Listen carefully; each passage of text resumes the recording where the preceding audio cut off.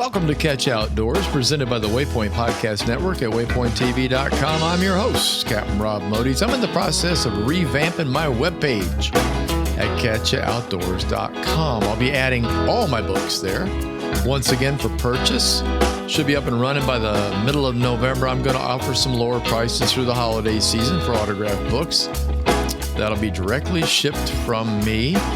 All books are still available on Amazon. The new book should be available by Christmas, I'm hoping.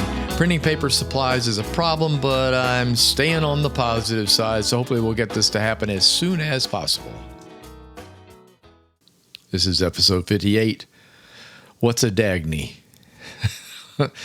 Yeah, I mentioned this to him. I said, my title, I got to do a title, and my wife said, that's funny. It works. So anyway, what's a Dagny? Episode 58. Not a dag-nabbit, a Dagny.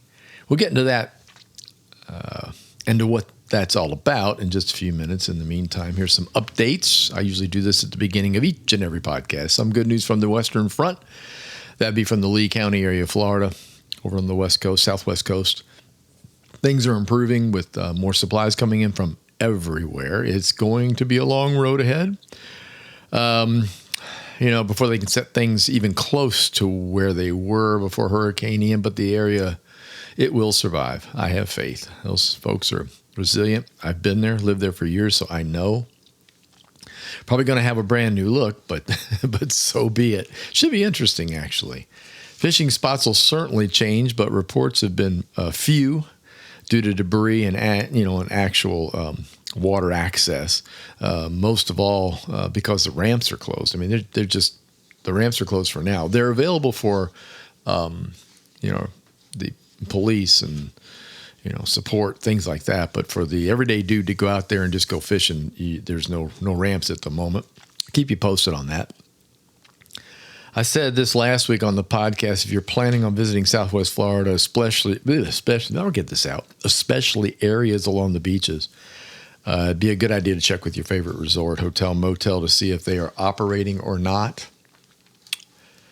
On the Bixby front, if you didn't listen to any previous podcasts, I bought this nifty little device called a Bixby, Bixpy, and it's a little motor for a kayak, electric motor for a kayak. It's awesome. I have to tell you right now, I'm loving it. If you didn't listen last week, however, I had an update then about the new gadget I added to my Hobie Outback. And small portable motor, basically.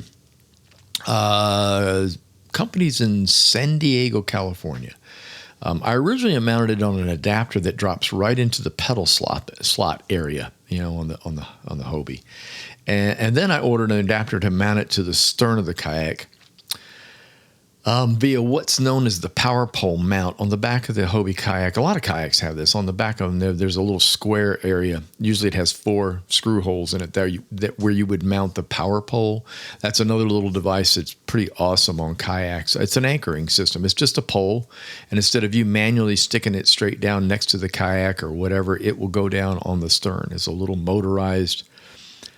It's hard to describe. It's rollers, and it rolls a pole down, a stake down into the water to anchor the boat in place. Pretty cool. Good if the wind's behind you. Good if you want to aim at your target with wind and current behind you. It's perfect for that kind of stuff. Anchors work. A little more work on when you're doing an anchor, but the power pole is pretty neat. Those, if you're not using that, that's where the Bixby can mount, the rear mount. There's basically 4 pre-drilled holes, and they're pre-threaded, so there's really not much you have to do with it. It mounted very easily. Honestly, I'm happier with that setup. So I can't say that I wouldn't recommend the pedal drop-in. It's pretty easy. It's easy to swap, but I kind of like having the pedals in place all the time. I'm used to using them. I use them to fish. I really would not use the Bixby to fish. Maybe troll. I mean, if you live in an area where you do a lot of trolling, nearshore trolling or offshore trolling, and use a kayak for that, it's ideal because you can set speeds instead of pedaling or trying to paddle a trolled line behind you. It would be ideal for that. But otherwise, it makes too much noise. It buzzes, it vibrates, and I certainly don't need that in Keys water where it's crystal clear, and I'm going into areas that are rarely gone into, so the fish are a little suspicious when anything shows up. So, and I prefer the pedal for fishing. I like to be able to pedal forward. I like putting it in reverse with just basically the touch of a finger, just pulling back on a little cable, and all of a sudden you can back up. Typically, my go-to for fishing against bushes and stuff like mangrove, overhangs, down trees. I will go to the area I want to fish, stop the kayak, and then put it in reverse, give it a couple little pushes on the pedals to stop the kayak, and then make my cast. And that way I'm already in reverse if something really big strikes. I can't tell you how many times you almost get pulled into the bushes on a kayak if you're not ready for it. And that was a huge problem I had when I was using the paddles, not paddling, duh. Paddle versus pedal. Very confusing. I mean, trying to pick up paddles and back up or try to maneuver and you're fighting a fish is ridiculous. It was just really, really hard. And so, unless you were anchored. But in this case, I love the pedals. And I used the pedals the other day when I put the new system on, the rear drive on. I use the pedals almost all day, even to go someplace. I look at the Bixby as a traveling tool to get from place to place, which is going to open up a whole lot more area for me. The Florida Keys, the water around the Keys is huge, as most of you know if you've been here. If not, it's really big. And to get to some of the fishing areas, you've got a pretty good long haul to go to get across open water. Not even talking about the Atlantic side, going out to the reefs, but it's all doable now. That's what's really neat about the little motor. So very, very happy with it, and very happy with the rear adapter. And by the way, the rear adapter is available for a whole bunch of different kayaks, not just the Hobie. They have mounts that'll cover just about anything you can think of. Fishing report. This is for the upper Keys, Florida upper Keys. Water's warming back up a little bit. Stationary front moved in on Friday. Into Saturday, stopped right on top of us. The wind switched from the north, which was a fairly dry wind, cool wind. Now it's gotten more moist again. The wind is coming out of the east-southeast.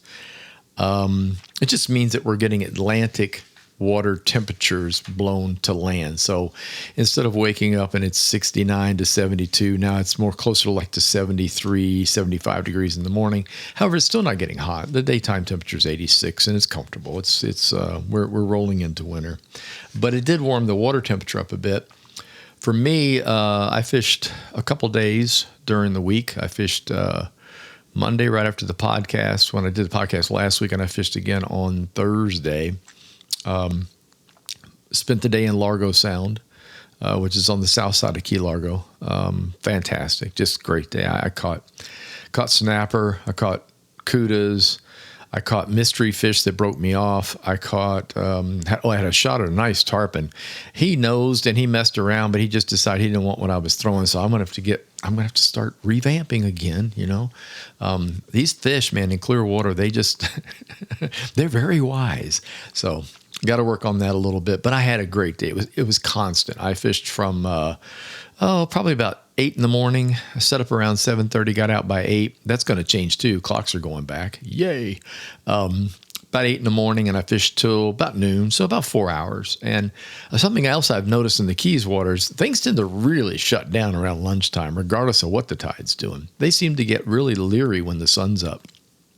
And then as the sun goes down in the late afternoon, the bite picks back up. Obviously, that's all tide related, and there's lots of other things that play into there. But it's a little different than what I was used to on the west coast of Florida. It's things just come to a screeching halt, typically around 11 in the morning so far. I went to the dark side. Oops. I got some shrimp. Yeah, I did. I tossed live shrimp at Snapper, and that worked extremely well. I knew where they were. They would knock my baits around, my artificial baits around my plastics. Then I tried a number of different things. But Snapper got small mouths, and they are really good at just snatching at bait. So I put a little circle hook on, a little 1/0 circle hook, a little split shot above it, and put it underneath a cork. The old classic way to go after it, and cast that cork up toward the bushes and let the wind and current do the rest. Just carry it into where I wanted it to be. I wasn't really trying to splash it down on a spot. I was splashing it outside the spot and let it be carried. And it would go down in a hurry when it got to them. A lot of little ones at first. Then I got a few really nice ones. So that was the key to getting the snapper. Cudas, that was also a way to keeping the cudas away. The cudas didn't seem to be terribly interested in putting shrimp on. I had a few small ones that did, but the bigger ones left me alone. And if I want a big one, I know how to do it. Soft plastic, move it as fast as you can, and you're going to get one. So anyway, that was pretty cool. On the artificial side, I was throwing gulp swimming mullets again, but I also mixed it in with more Z-Man this time. I use Z-Mans a lot on the West Coast and over on the East Coast when I lived in Fort Lauderdale. They're a real popular soft plastic. If you haven't ever used a Z-Man, you should try it. It's made of a material that's unlike anything else that's out there. The Z-Man is stretchy like a rubber band. It holds its shape extremely well. If it's got a drawback, it floats, and I mean really floats. So you'll find that you're going to have to use jig heads provided by Z-Man, which I do like, by the way, or the hooks, the offset hooks, like by Owner, that have the weight already attached to them. Usually on the shank of the hook, there's a weight, and you can adjust where that weight sits and how much weight you have.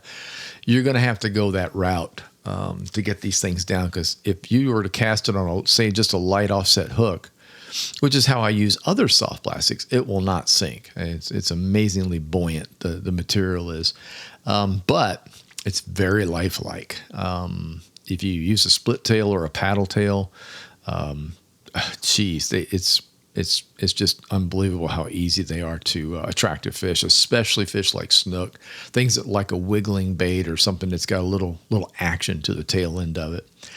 Didn't throw much hard bait this time around. I've lost several to the cudas, so I'm getting real leery. If you've priced castable baits recently, anything that's got a lip on it or Yazuri or stuff like that, they jumped in price recently.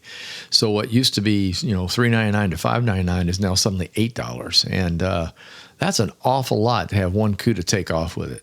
In my personal opinion, I am no rich man.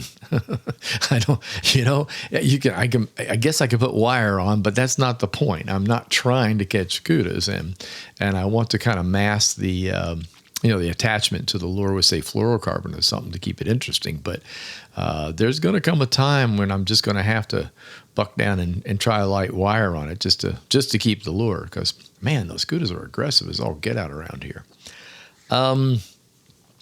Let's see what else. The reports that I've heard, the offshore reports have been really, really good. Fall reports are what I live for. Of course, as we roll into winter, it's all about going after sails.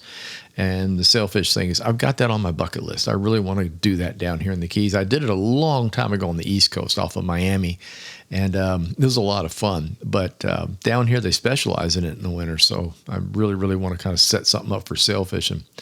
But food-wise, the mahi, the dolphin fish, are running out there like crazy, apparently. A friend of mine took a break. Alex took a break from his repair work and his helping over on the West Coast and snuck down to the Florida Keys, down into Marathon, and did a little fishing.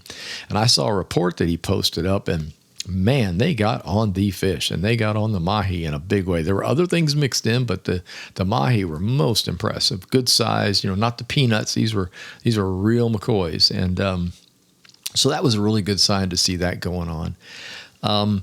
I've also heard a lot of good reports about muttons. Let's see what else. A triple tail on some of the buoys and around some of the markers, especially up in the top end of Florida Bay.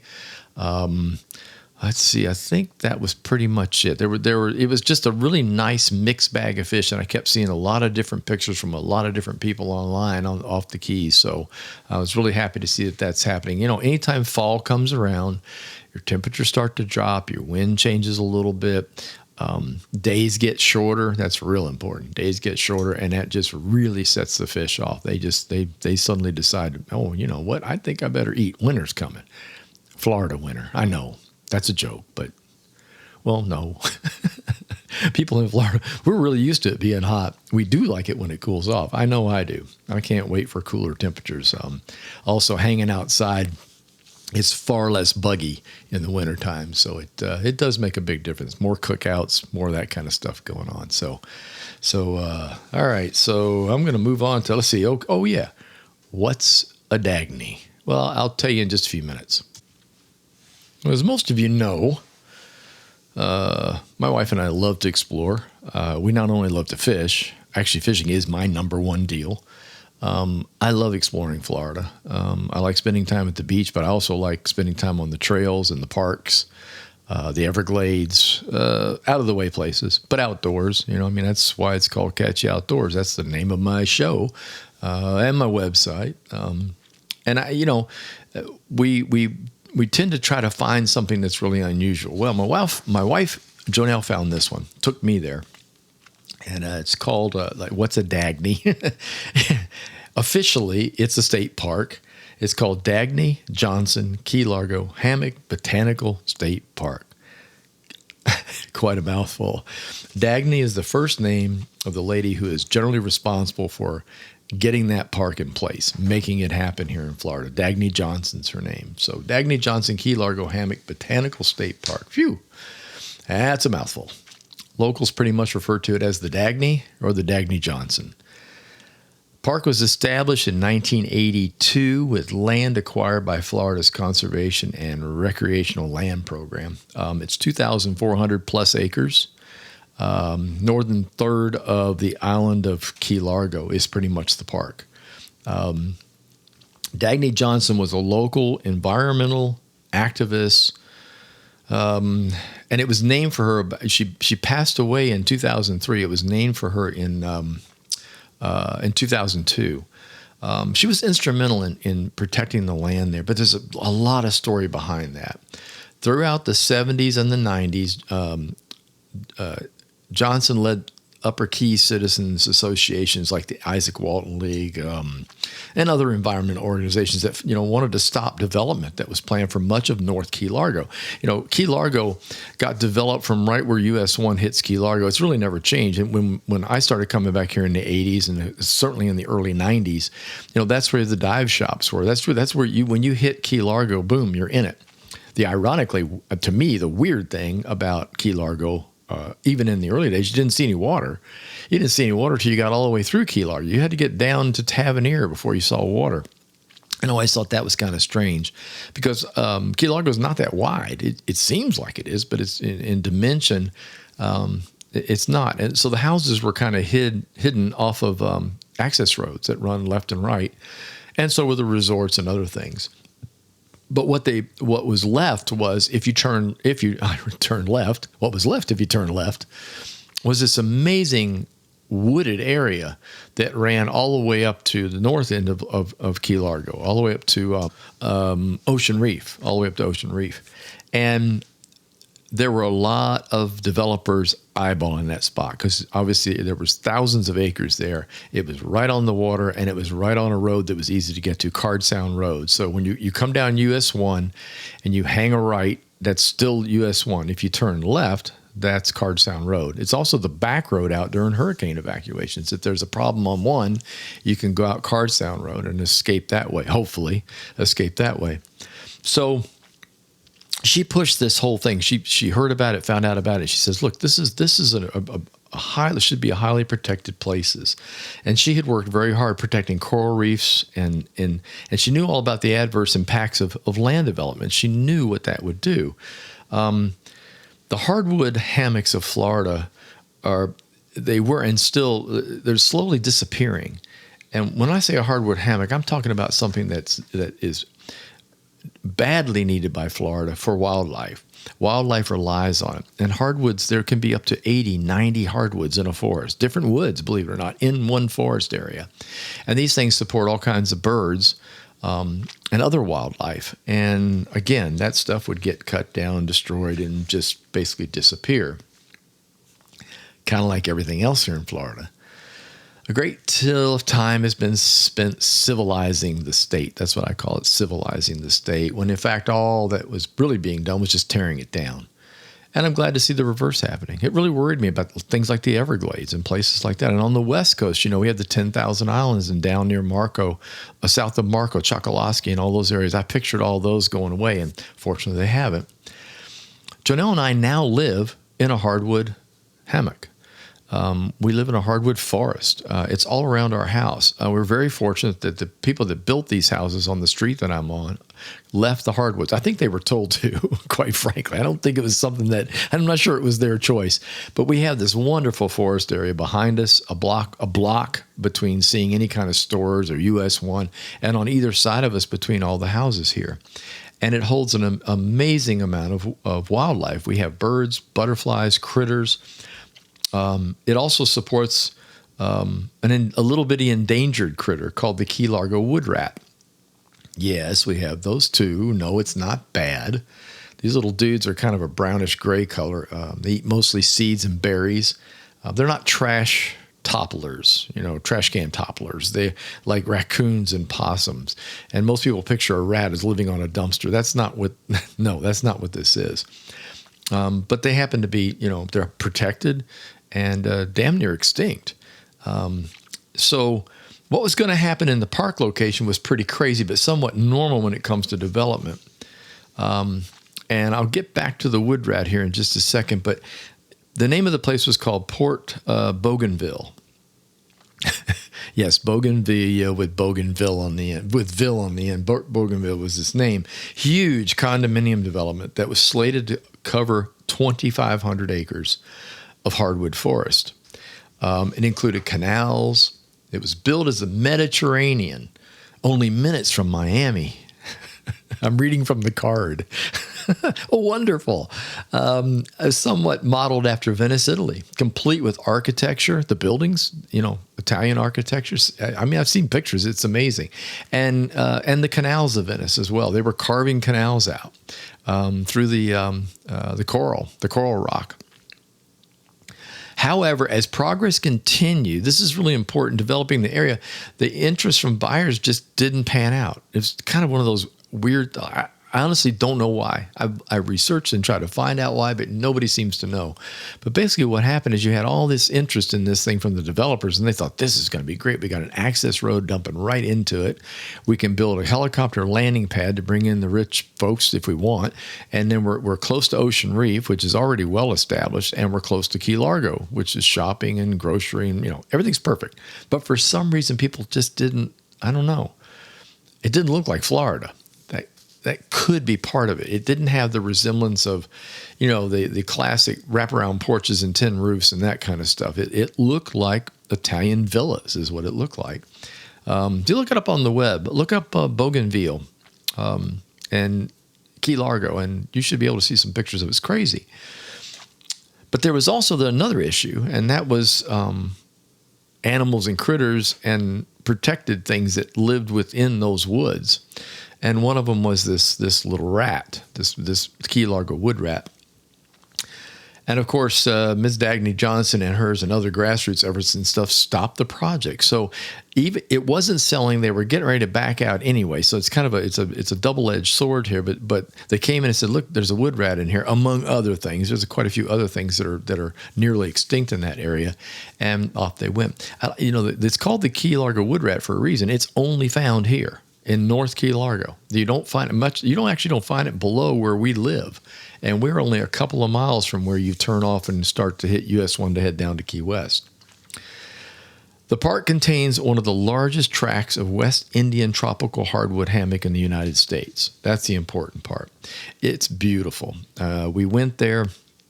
If you come down US 1, you hang a left instead of going right, and you just go a mile, if that. Mile and a half, maybe down Card Sound Road.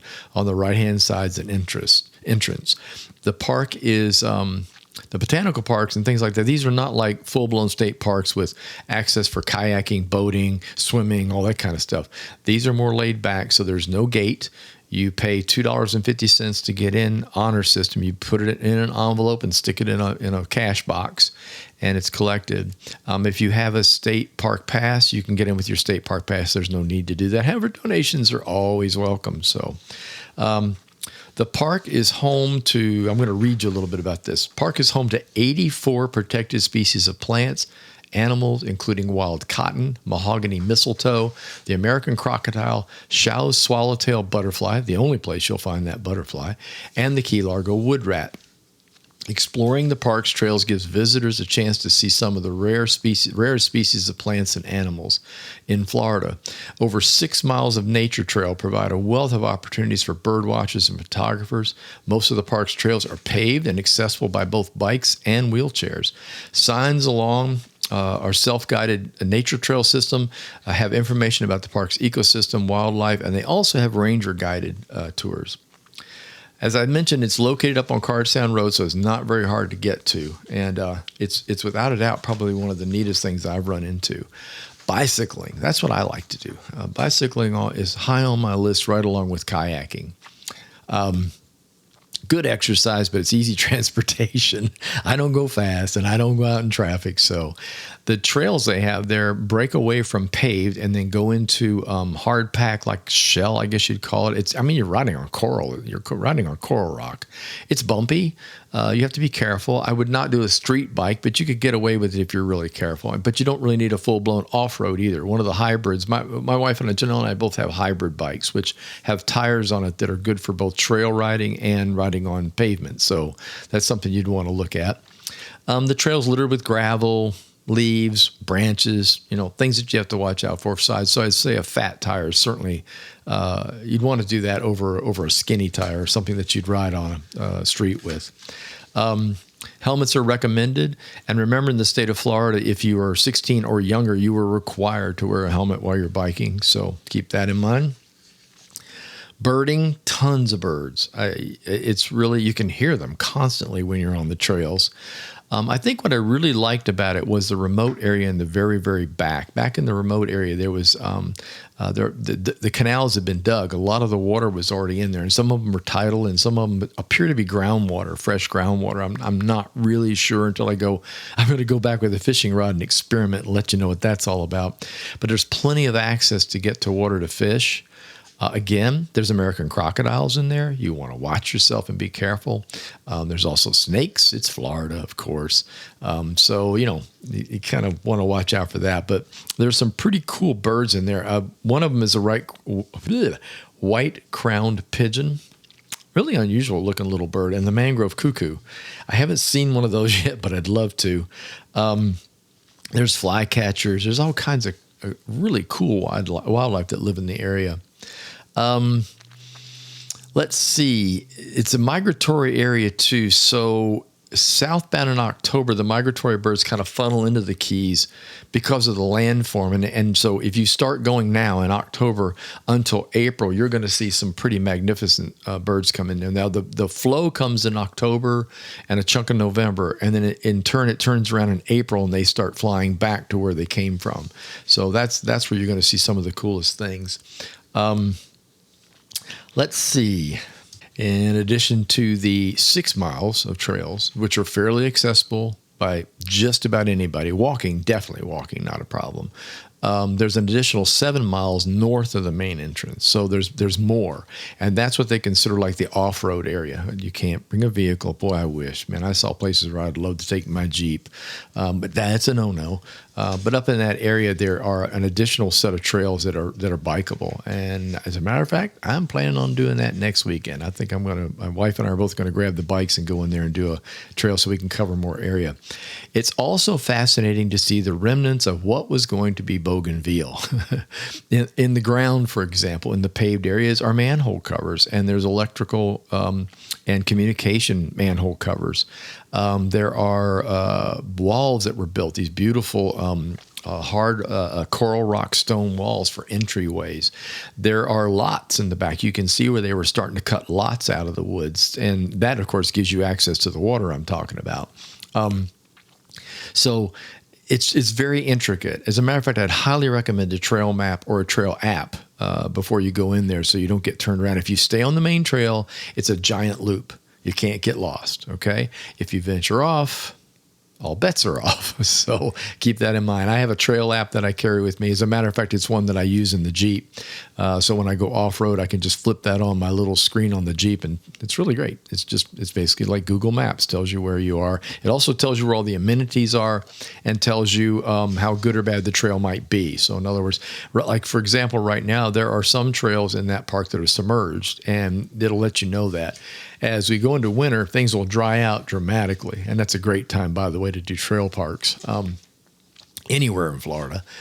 So things will start to dry out. The water will dry up. We get very little rain in the wintertime, and that makes it a lot, well, first of all, easier to maneuver through and also a lot less buggy. However, bring your bug spray. I think we applied at least 3 times. So make sure you're going in with that. I want to mention that before I forget. Take a backpack, small backpack for yourself or between 2 of you. Bottles of water, cameras, obviously. I like to take the GoPro in there for pictures. And then make sure you take bug spray. And communication's good. There's cell service all the way through the park, so I wouldn't worry too much about not having a cell phone. Some parks I recommend taking a radio, handheld radio, or a device, locator device that are available for hikers. But this park has really got good connectivity, so you shouldn't have to worry about that. The hours are pretty much sun up to sundown, which is going to change now, of course, with the clock changing, so you have to kind of keep track of that. There is a picnic pavilion in the circle in the middle. When you go in the main walk, you'll see the typical classical split road. One road going in, one road going out, with woods in the middle. That was going to be the entryway. And then it lands at a big circle. And in the circle, there's picnic tables and places to stop in there. Obviously on foot, you're not going to be able to get in there in your vehicle. But it's pretty cool. It is. For me, it was really just interesting to see where it was going. And I'm so thankful that it stopped. There are also restrooms available near the entrance, or shortly after the circle. So you can make a pit stop there. There's no water there. There's no water fountain. There's nothing there's nothing to buy there. There's no water fountain, no snacks, nothing like that. That is not that type of park.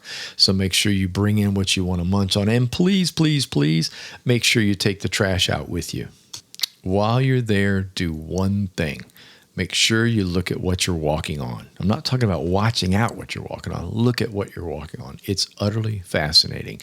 You are literally walking on an ancient coral bed, what was under the Atlantic Ocean at some point. There's all kinds of fossilized creatures, shells, animal, things like that in what you're literally walking on. And I stopped and took quite a few photographs just because I found it so interesting. And of course, they mined a lot of coral out to build walls and things. And if you look closely at the walls, you'll see the same thing. I'm just really thankful that it's protected, but I thought that was really, really cool. So when you're in there, if you go in there, be sure to check it out. It's a great way to spend the morning. Go early when it opens up. It's not really crowded. It has very limited parking out front. I'd say you could put maybe a dozen cars out there at the most. It's okay to park on the road if you park off the road. But if you get there early, it's going to be fine. And it's not one of these places that's overrun with people. I'm sure in the winter, I haven't been there in the winter yet. I'm sure in the winter there will be more guests there than there are in the summertime, obviously fall and spring. But if you get there early enough, you should be able to really enjoy the park and get a good idea of what it's like. Again, it's called the Dagny Johnson Key Largo Hammock Botanical State Park, or the Dagny Johnson State Park. Look it up online, give it a Google, check it out. It's really interesting. I would highly recommend a visit there. Thank you so much for listening. I appreciate you taking the time to tune in. If you enjoyed this podcast, please tell a friend, leave a review. You can also follow me. You can click on the little follow thing, and then you get notified when there's a new podcast. Podcasts are scheduled for each and every Tuesday. Catch You Outdoors is presented by the Waypoint Podcast Network and is available on Waypoint and by many of your favorite podcast providers. Facebook page is Catch You Outdoors. Website is waypointtv.com and catchyoutdoors.com. Until next time, get outdoors and enjoy.